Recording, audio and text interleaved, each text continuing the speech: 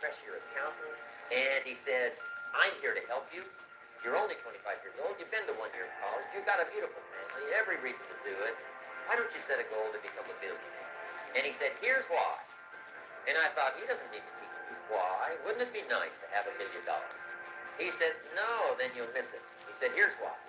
For what it will make of you to achieve it. I'm telling you, that statement changed my life. Set the kind of goals that will make something of you to achieve. He said, now, once you become a millionaire, what's important is not the money. I thought, that's kind of strange. He said, honest, it isn't important. He said, you can just give the money away. Now, I did better than that. I lost it all. By the time I was 31, I was a millionaire. By the time I was 33, I was broke. But when I lost all my money, guess what? I found out that the joke was right. What was valuable was not the money. What was valuable was what I became to earn the money. The skills I had, the knowledge I had about the marketplace, the values that I had going for me. They were more valuable than the money. And here's an important statement to remember. It's not what you get that makes you valuable. It's what you become. So part of the key here is to set the kind of goals that will make something of you. Don't set them too low so that you don't have to grow and you don't have to read, you don't have to try, and you don't have to stretch. Don't set them too low. And then don't sell out. Don't go for something that's going to cost you your virtue or cost you your value or sell out your principles. There's a good middle road here to follow. Goals that will inspire, goals that will help you grow, change, develop, and become better than you are. The power of extraordinary performance and demanding of yourself excellent results. This is so important. If you want to live extraordinary, you must do extraordinary. If you want an extraordinary income, you must do extraordinary things. If you want an extraordinary fortune, you must go with the demand of what it takes to have that fortune. If we would ask of ourselves that kind of performance, and you've got to ask it of yourself. You know, I can't ask it of you. I would try to inspire you. I would try my best to share with you what it might taste like, what it's like to finally make your fortune. It happened for me. But here's what you must do. You must demand it of yourself. Society does not demand that you not have a heart attack. But if you want to escape having a heart attack, you must demand it of yourself. Society doesn't demand that you prove your health.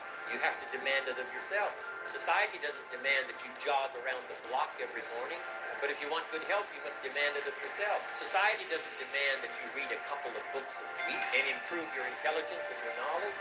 That you must demand of yourself.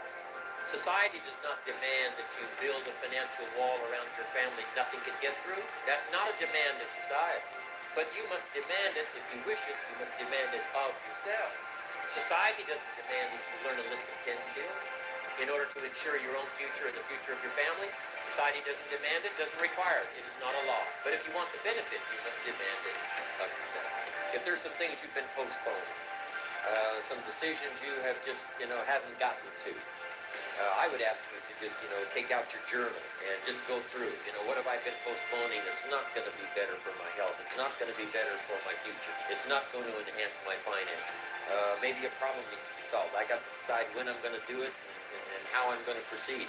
I need to get to it. I promise you, if you'll go through some of that list and start making those decisions, your inspiration will start to flow, and those could be very critically important, exciting days. Indecision is the thief of opportunity. Indecision means the door is still closed. Indecision means the opportunity waits.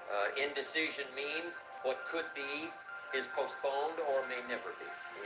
Those are all the penalties of indecision. And sometimes we can't make a snap judgment. We can't decide immediately on something so important. But after a while, we must understand sometimes the heavy penalty of putting off our decision making.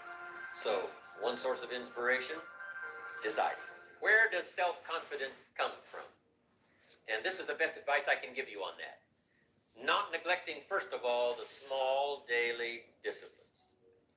Self-confidence really comes from feeling good about yourself. And one of the best ways to feel good about yourself is at the end of the day to know that you poured it on. You did your best. If you conducted a meeting, you did the best you could. If you made a phone call, it was the best phone call you could possibly make. If you wrote a letter, it wasn't a casual letter, it was your best letter. At the end of those kind of days, when you feel good about yourself, self-confidence starts to rise. You know that if you can have this kind of a good day, you can have another one the next day, and those days